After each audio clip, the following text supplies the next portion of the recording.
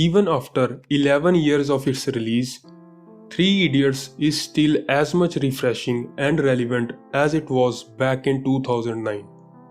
We often hear that movies can change the world, and Three Idiots actually proved it.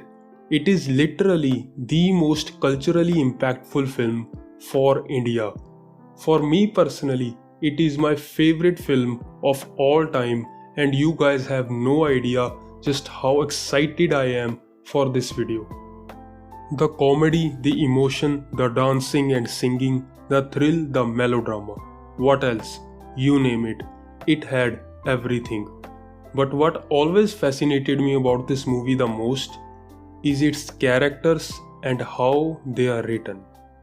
You see, every single character of this film is very stereotypical. The smart yet mischievous one, the overbearing principal, the teacher's pet, the goody two-shoes, and so on. Something like this in most cases would be considered a flaw rather than a pro, but not in the case of Three Idiots. It is rather done intentionally. Let me show you how. The characters of this film are not actually stereotypical but archetypical. Each character represents an ideology, or you can call it a mindset or a way of thinking. Firstly, we have Farhan. Farhan is your typical boy who has big dreams and hobbies but is being forced to pursue engineering by his parents. He might seem like a very generic character, but is really the most emotionally intelligent and mature of the trio. He is simple, he doesn't like to draw attention to himself, he goes with the flow, he is chill, and most of all, he is a loyal friend. Then we have Raju. Raju is somebody who is constantly filled with the fear of failure. He is fearful and anxious about the future. He always expects the worst, he is negative, he is pessimistic. And because he is anxious of the future, he is insecure and refuses to take action and move forward in life even when he is totally capable of doing so.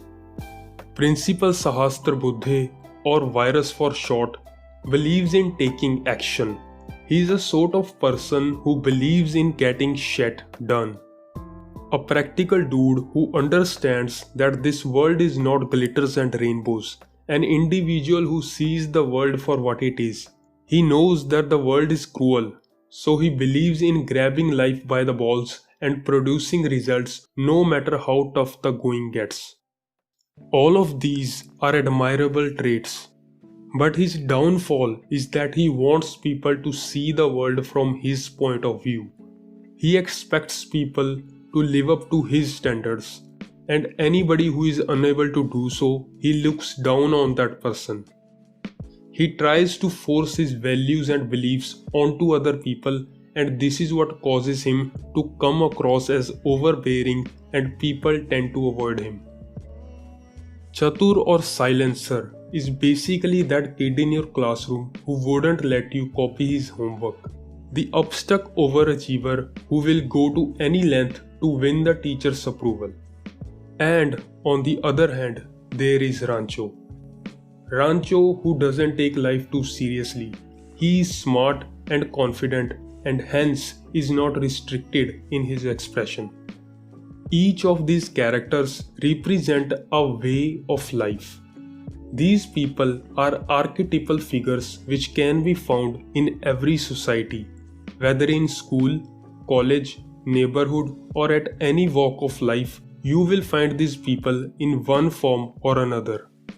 Except for Pia. She is the most bland one in this movie.